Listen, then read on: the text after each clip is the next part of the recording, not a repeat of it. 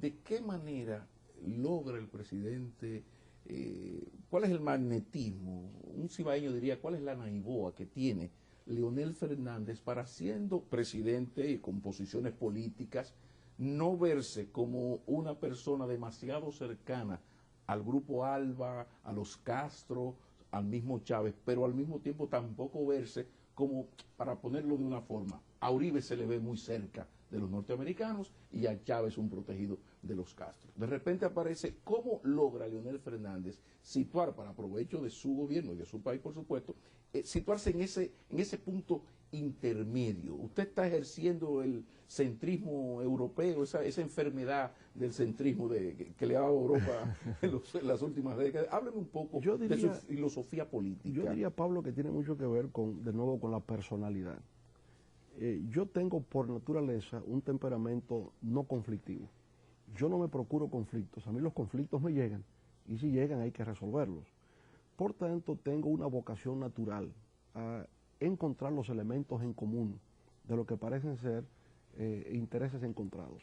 A mí me resulta como fácil ver, cuando la gente cree que está discutiendo cosas que los separan, yo siempre encuentro el elemento común que se oculta un poco por la retórica, por la pasión, yo diría, la emoción con que las cosas se expresan.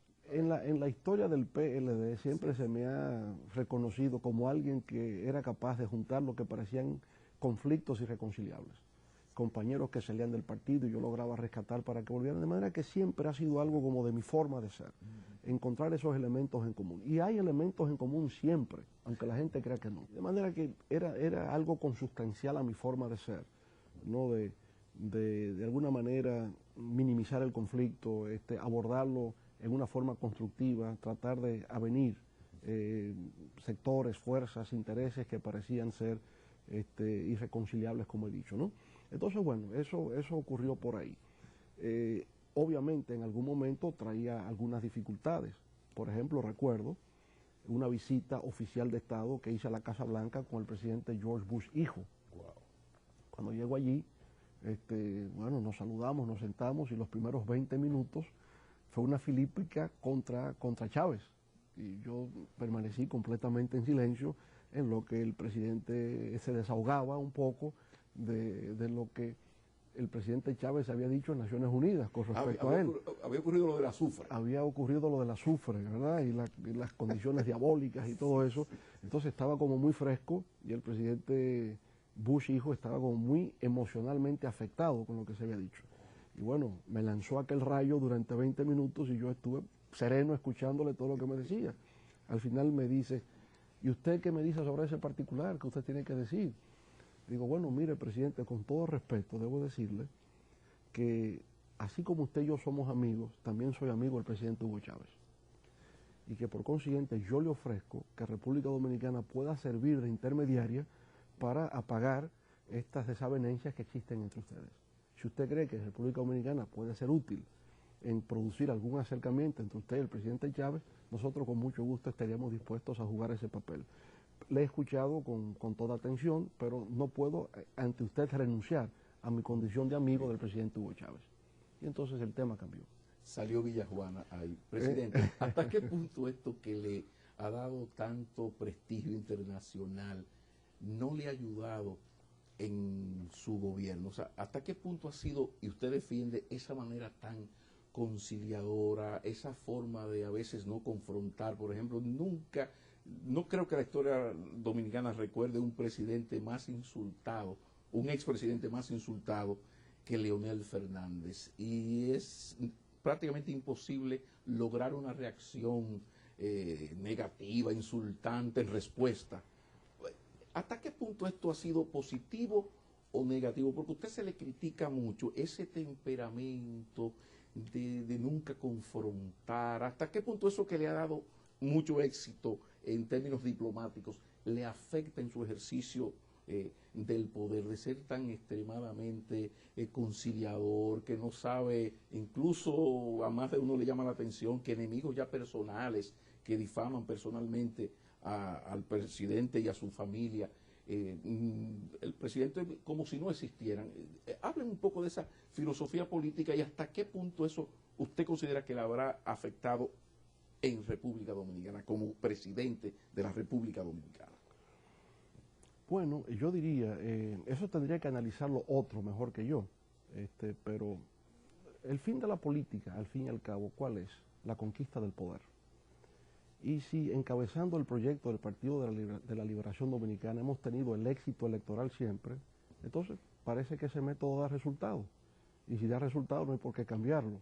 Acuérdese también siempre de don Miguel de Cervantes, aquel episodio de nos ladran Sancho, parece que cabalgamos bien. Entonces la vida es así. Yo pienso que en la medida se ataca aquello que se entiende tiene algún valor. Si eso fuera irrelevante, si no tuviera ninguna importancia, eso provocaría indiferencia. Si concita tanta atención es porque algún valor debe tener. El pueblo dominicano dice, solo le tiran piedra a los árboles que dan fruto. Entonces, en ese sentido es que habría que ver. Aquella frase de que es difícil argumentar contra el éxito, ¿no? Entonces, bueno, lo deja. Pero eso ocurre en la política. Eso no solamente es que, en mi caso, que tengo el temperamento conciliador, pero ¿qué decirle al presidente Hugo Chávez? Que también fue infamado, injuriado, calumniado continuamente por ciertos grupos en Venezuela.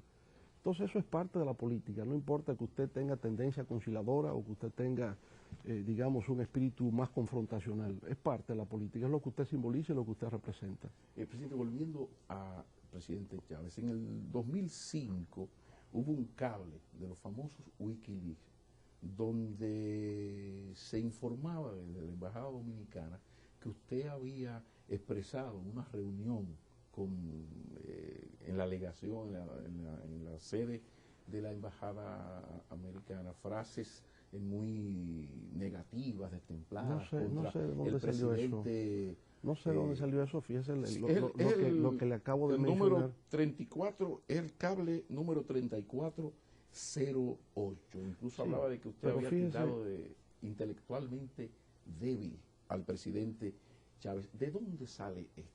No sé, no sabría decirle. Fíjese que incluso al más alto nivel político, con el presidente de los Estados Unidos, George Bush, lo que tuve que decirle respecto de mi amistad con Hugo Chávez. De manera que si al más alto nivel político las cosas se manejan de esa manera, no sé dónde puede salir una cosa de eso que salió en los Wikileaks. No tengo idea. Qué bueno que habíamos mencionado antes. Porque inclusive, al revés, yo siempre pude valorar, ¿no?, el progreso intelectual de Hugo Chávez, su interés por la lectura, por el estudio y lo mucho que había progresado. Y debo decirle que en una de mis visitas le llevé 2 libros de Juan Bosch, el de Cristóbal Colón a Fidel Castro y el de Bolívar y la Guerra Social. Y estando allí, le leí el capítulo completo del libro de Cristóbal Colón a Fidel Castro sobre Bolívar y la Guerra Social. Si estaba de acuerdo con esa interpretación que hacía Juan Bosch del papel de Bolívar en la Guerra Social de Venezuela y, digamos, la extensión de la guerra venezolana de independencia a los otros países de la región. Y por tanto teníamos así conversaciones de esa naturaleza. Lo que pasa es que ese era su tema, él manejaba Sí, muy bien todo lo que... y por tanto lo que hubo siempre fue admiración y respeto mutuo. Por tanto no tenía ningún motivo para decir estas cosas que... Y si usted se atrevió a decirle eso al mismo presidente Bush, no tenía por qué decir otra cosa. Que no fuera a un subalterno. Presidente, Venezuela, América Latina, sin Chávez, ¿puede sobrevivir a mediano o largo plazo un régimen sin su caudillo? Chavismo sin Chávez. ¿Esto es posible? ¿Qué lectura usted le da a la política venezolana de hoy hacia adelante? Mire, yo pienso que, digamos, el chavismo es una fuerza ya histórica y política en Venezuela que va a continuar gravitando para siempre. Así como el peronismo en Argentina. Perón no está presente, pero el peronismo gobierna. Y gobierna, fíjese, ha tenido hasta diversas formas de expresión. Usted tiene un peronismo neoliberal, como lo representó Carlos Menem. Usted tiene un peronismo neopopulista, de alguna manera, para calificarlo, como el que representan los Kirchner, ¿verdad? Y sin embargo es el peronismo. Y había el peronismo de izquierda radical, y había el peronismo de la juventud. En fin, el chavismo será igual en Venezuela. El chavismo es una fuerza permanente que va a gravitar en la vida política de Venezuela. Acuérdese que Chávez, que fue imbatible desde el punto de vista político electoral, con su muerte se convierte en una leyenda. Y esa leyenda y sin duda alguna va a tener una incidencia permanente en el destino del pueblo venezolano. Hugo Chávez.